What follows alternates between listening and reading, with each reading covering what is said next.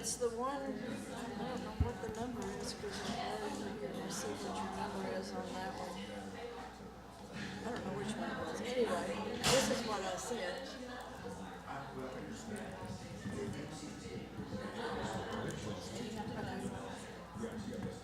Because I had thought y'all both thought the same thing, so.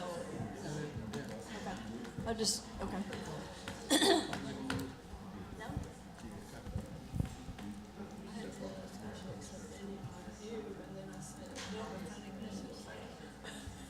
She sent me back a smile.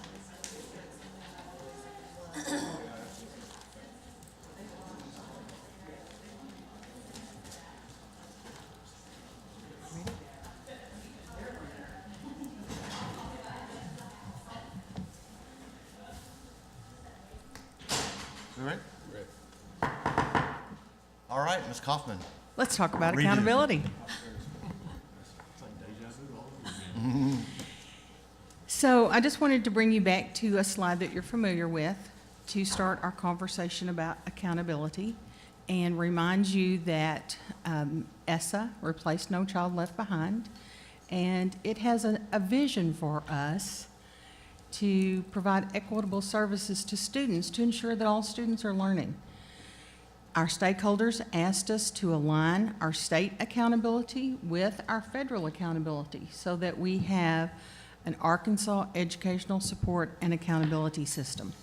So this slide kind of helps you to see the components of our accountability system.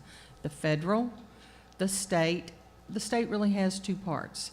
The state has the Act 930 that kind of gives us our guidance around our support systems, but it also then, we have a component that gives us our school rating and reward system. So to kind of bring you up to date with where we are, the rules for Act 930, those rules governing the Arkansas Educational Support and Accountability Act have been through the state board, they've been approved, and they're pending in the ALC committee, and we expect that they will be approved in August, and then they will be finalized. The school rating and rewards rules you approved yesterday, and then they too will go to the ALC committee in September.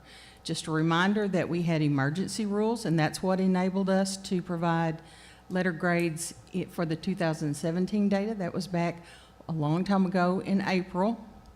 And by having these revised rules that you saw yesterday, with them being approved hopefully in September at the ALC committee, we will have those rules in place in time to give you the 2018 results in October. Now that's pretty amazing to be able to turn our data around that much faster. And that's really been our challenge, to tighten up processes, to communicate back and forth with our stakeholders and be able to get that data to them so much quicker. So Deb, October is going to be kind of our norm from here on out? Yes, we will always strive to make it earlier than that, but right now that's the best that we can do to get them to our schools in October. But we're certainly looking for any way that we can maximize the use of our time and get them to them as quickly as possible. So, as you know, there was a change. We recommended a change to how we calculate A to F scores. We made a recommendation to change the cut scores based on the information you heard about the change on ACT Aspire. And I've traveled around the state this summer with the commissioner to talk to all of our co-ops. We've talked to you several times about this. We've talked to our other committees, many committees. We overwhelmingly have heard back from our stakeholders that they understand why we made a change to A to F. I've given them a very brief explanation of that. They've been very appreciative of us having that forethought to get this done and have it ready for the 2018 results. But I'm going to ask Denise to give you the details of what we did.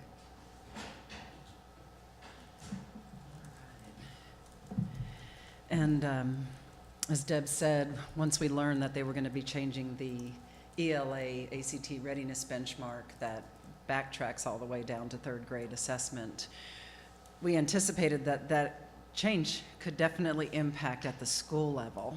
We knew at the student level it was a good thing for students, because when parents get to look at those reports, they have the latest information about a student's readiness as they're going and on their way for college and or career, so that readiness for success after they leave our K-12 system.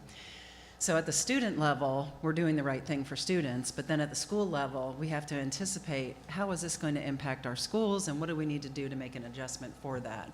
And so the first thing we did was ask ACT to go ahead and give us their upfront about what they think the anticipated changes were. And they gave us some numbers that showed us, yes, in fact, we're going to see some big differences in, not necessarily in student performance, but in how that performance is classified as either ready or not. And so this really, it gets to what you were talking about with trust, right? So if we're not anticipating and putting into play actions to mitigate a change that's good for kids that might have an unintended consequence on schools, then we're not building and maintaining that trust with schools that this really is a system that is following its theory of action around how we do accountability. So we looked at that, and then our office went ahead and took the 2017 post-appeals data, and basically we just wanted to make sure that what they were seeing is what we were seeing, so that we could know what to anticipate. So we compared those numbers. The next step that we did was we took all of our students from 2017 who were part of accountability, and we applied a new readiness benchmark based on the information that ACT said they would be applying to student scores. And we applied them to the same student data that we used in 2017 to do the A through F school ratings. And the reason we wanted to do that is we wanted the only change to be what would be impacted by the change in readiness. So we wanted to see side by side, if nothing else changes but the readiness score, what's the impact on schools' A through F rating. So what we did was, for every single student in the state that was in the 2017 data set that was used for accountability, we gave them what we called a proxy 2018 level. So we took how they performed in 2017, and we said, if we had known back then what we know now about where the readiness benchmarks are, what is that readiness benchmark going to be for the student? And so we applied that, and then we calculated that students, we took that in need of support, close, ready, or exceeds, and we put that into the A through F calculations. And where that impacts is in the weighted achievement. Because if I go back and you look here at these numbers, just look at the numbers of students that are in need, or the percentage of students in need of support from the old ELA. These are the exact same set of students, and if you apply the new cut scores, you can see you're going to have an increased percentage of students in the lower levels of readiness and a decreased percentage of students in the upper levels of readiness. So we need to account for that. If this is going to be a change for our schools, it's an appropriate change for our students, because it's telling them this is really what it takes to be ready and to be successful in college, and we want them to have that truth. At the same time, we want the A through F school rating to have the meaning that was assigned to it by the stakeholders who were part of standard setting. So we went in, we calculated the new weighted achievement scores, and as you can imagine, they were somewhat lower when you combine them into the new ESSA School Index. So we went ahead and we ran the ESSA School Index, which is the base calculation for A through F. And then what we did was we said, okay, those proxy ESSA index scores, based on that information, same students, no other change but the readiness level. What does that look like compared to what we've already published for A through F? And as you can imagine, it's exactly what we anticipated. You always want to confirm with data. It's always nice to have your intuition supported by the information, and if it's not, then it leads you in a different direction. We did expect lower ESSA School Index scores overall, and we saw that for 99% of the schools. Why not 100%, you might ask? Because in grade 3, 2 of the cut scores actually went up, or went down, excuse me. So at grade 3, it was a little easier to be in the close category than in the prior, and to be ready in the prior. So this impacted a small number of schools in a different direction, which was interesting. So we took this information and we said, okay, we've all this time and effort put into the stakeholder process to make sure that A through F had the meaning that stakeholders wanted to ascribe based on all the information that was provided, that full ESSA index.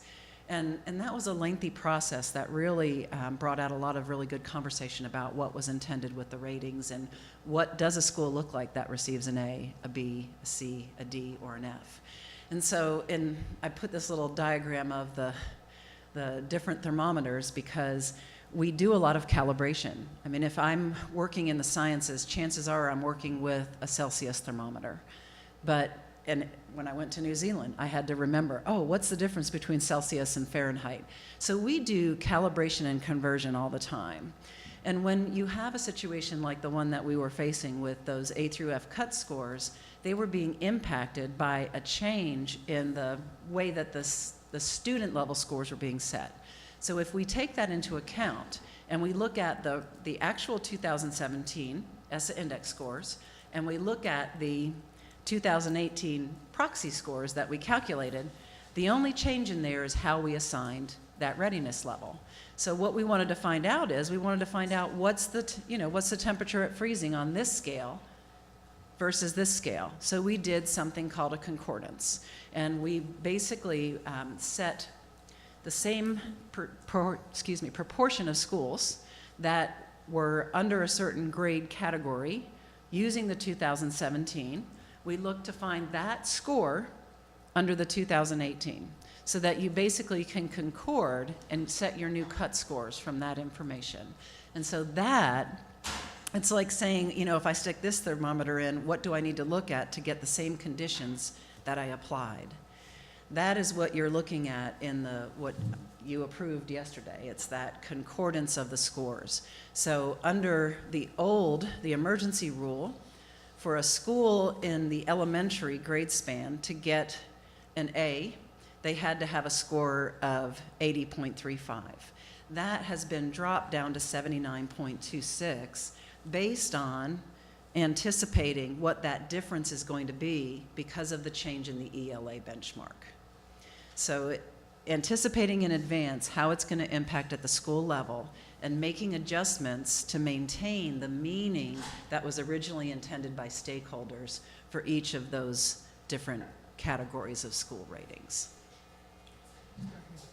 So to clarify questions that we heard as I spoke at different conferences and with the different groups, as you look at this document here, 1 is the elementary grade span, 2 is the middle school grade span, and 3 is the high school grade span. So elementary is 1A. That's what it would look like for the letter grade A. The second question that came up is, in our conversation about concordance is, are you changing any of the 2017 scores? No. That's how we test. That's how we always look back at our most recent data set that's complete, and that's what we use to test. So we were testing that in preparation for 2018 data that was unknown at that time. So no 2017 data has changed. And in my conversations, they would go out, and I can't tell schools what your 2018 will be. We're in the process of running that, and our corrections window has not closed for reasons not tested. And one thing that we did do after the fact, because we had to do all of this before the 2018 scores came in, we had to be able to anticipate to meet the timelines for the rule setting. And whenever you do something like that, you want to go back and validate it, that things are behaving as you expected, and if they're not, you want to see what you need to do. In the case of 2018 scores, even though the benchmark has changed, what you saw that Stacy presented is that If you were to apply the old score, the old benchmarks, or excuse me, the old readiness benchmarks to ELA, schools in general and students across the state are actually improving in ELA. So what we should see is with the adjustment of these scores, a school that has virtually no change, and since we have 5 different indicators, there are a lot of different ways they can change that are unrelated to the adjustments that we've made here. But schools that are actually doing better on ELA should be able to see that reflected in their overall ESSA score. And schools that are staying about the same will not be penalized in the A through F scenario just because ACT updated their processes. So working from that and always anticipating and then validating after the fact. Questions? Will this concordance have to be done every year from now on? It should not have to be done every year from now on because we don't anticipate ACT changing these readiness scores. They do have like they do maintain and that's part of what in the meeting this summer, what Hope was getting at with ACT was we need to know what your schedule is. When do you recalibrate what readiness looks like? Because what we have in the ACT Aspire is a system of assessment that's connected to that college and career readiness assessment that ACT is. So that is constantly in touch with criterion at the college level of what success looks like. So we would anticipate that over time, you would want to be in a regular cycle. Their researchers are always looking at that score and how predictive it is. And if they do need to make adjustments, they do it on a cyclical basis. So we don't anticipate that ELA and STEM are going to change anytime soon. And they should be on some schedule for the subjects where they're constantly looking at that. But that's really data-driven, and that's why we have to have the ability to have processes to watch I it. guess what my question is will 2019 data look back to 2017? No. We don't. No, once we've established these cuts, these are our A to F cuts. Yeah. So going forward. And the only reason that we had to make an adjustment in A to F is just simply because this was a significant change in the weighted achievement. So it would change the overall ESSA School Index scores. I guess I'm not following, because if it was a significant change for this year, would it not be a significant change for next year? Yes, yes, but the scores, we've already taken that into account for the A to F. So I guess that's what I'm asking. This will still stay the same for the 2019? Correct. Okay. This is going Correct. forward. Okay. We I leave got it. the old ones behind and we only work with the new ones going forward. Okay. Assuming nothing changes for ACT Aspire. Right. We have a confirmation that that won't be that timely. The other thing. Or anything else. Yes. I mean, because this isn't just about achievement, this is about all the pieces of the ESSA School Index. So at any point that we have to modify, say, SQSS, there would need to be an adjustment made here. Okay. Yes. Yeah. And how do these changes impact the growth score? So they don't impact the growth score at this point because of the way we've been calculating the growth score is really related. We use 5 years of a student's score history, and if you look back over 5 years, we still include some tests that are not the ACT Aspire. So this is 2018 will be our first year to have 3 years. So the reason it doesn't impact is because we standardize those scores, and as long as we're doing that, it's not changing the meaning of those growth scores. Okay, so say a school gets an 80, is that 8 months worth of growth, or is that a year and 2 months worth of growth, or what does an 80 mean? So that's a great question. The way that the growth model is set up, we're looking at the student level, we're looking at, based on what we know about how the student has done before, and we go back as many years as 5, how do we expect the student to do this year?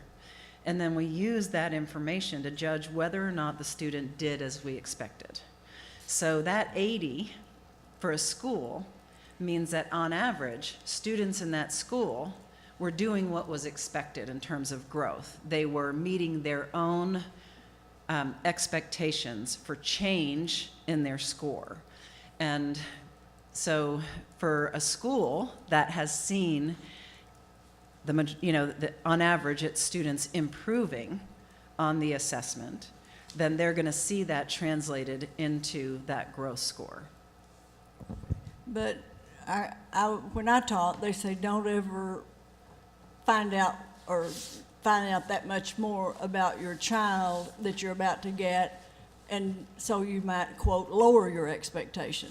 So at what point do we say, well, he is only making a half a year's progress, and that's what we expect him to do from now on, but by the time he's in 7th grade, he's on a 3rd grade reading level.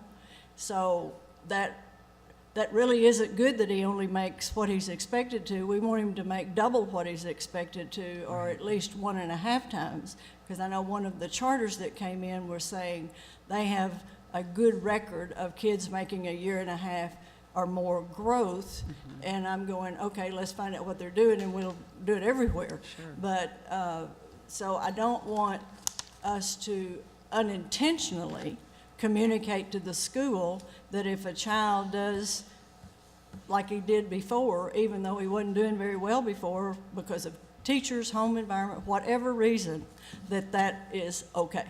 Right, and that's why the message about multiple measures is so important, right? Because the growth score that is used for ESSA is one component of information. And the reason that, particularly at the elementary and middle level, you see growth and achievement weighted as they are is because you really want students to exceed their growth expectations. Doesn't matter where they are, if they start behind. I mean, our goal should always be that students do more than they expect of themselves or that we expect of them, and how do we support them in that? What we're doing with the measurement of that is giving schools a sense of, on average, how are kids doing. So you're gonna be concerned if you have a lot of lower performing students in terms of ready, percentage of kids who are ready, and your growth score is only at expectation. You want it to be higher if those kids are gonna catch up. So part of it is helping teachers to understand where that information fits, how that information can be used at the student level to support multiple pieces of evidence about how kids are doing, and then helping school leaders to understand how that school level of information can help inform them along with other pieces of evidence. So never intended to be used as just a single number, but just to be part of a bigger set of evidence that helps us drive what we do for kids. Thank you. Yeah. Anything else? All right. And to that point, in my school info, we were very purposeful in how we reported the data on our ESSA School Index reports. So if you go in and look at weighted achievement or growth, you're going to see a visual there that shows growth and achievement on there. If you remember, it's 4 quadrants. And so that just gives a school a quick view to see where is my school in relation to other schools within my grade span. And so, but the conversation that you're having, Ms. Zook, is by the child. And so there are reports available to schools for individual students. Thank you. Thank you. On those reports for individual students, are they produced by the department? Or are they produced by the individual school?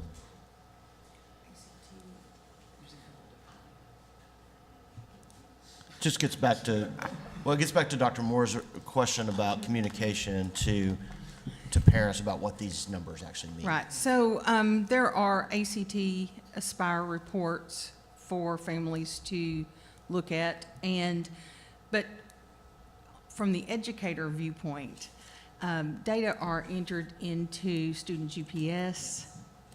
So we have some systems that are password protected because that's not for the public to see individual students. So an educator has more information about students inside our system.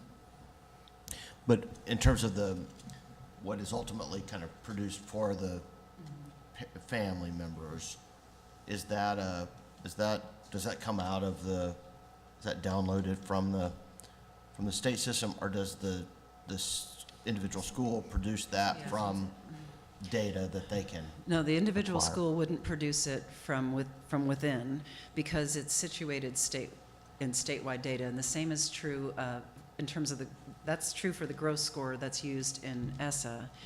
The ACT Aspire has had student growth percentiles available within their reports for students, and they do provide that information back to families. Those scores are very highly correlated with our growth model scores, and so it makes a nice proxy, if you will, while we're in the process of developing more detailed reports, which we've actually been tasked with it for this year. But those scores are available, and there are other things that, somebody said to me the other day, well, we have to have that number if we're going to figure out what we need to do for the child. And I said, well, if you've got to wait for a number to figure that out, then you're not looking at all the other evidence. That number should either confirm or make you question whether or not the information you've brought together is the full story. It should never be the story. And so they have that information, they can reference it, but they should also bring other information and figure out, is it telling the same story, or do I need to do some deeper digging into what the situation is for this student in terms of growth? The ACT portal, ACT Aspire portal, schools would go to that portal, download their student reports, and then provide those to the parents. That's the easy, quick answer to that. But what we hope that they're doing is not just handing them out, that we're hope that they're having a conversation and bringing in so much more data into the, we're in such a great place to have some really rich conversations with parents and students about student learning. Yeah, I do fear a little bit that some schools are more ready to have those conversations than others, and it oftentimes, too often, is kind of correlated with, some other patterns in terms of schools that have really developed strategies over the years for doing that versus folks who are pretty new to the data game.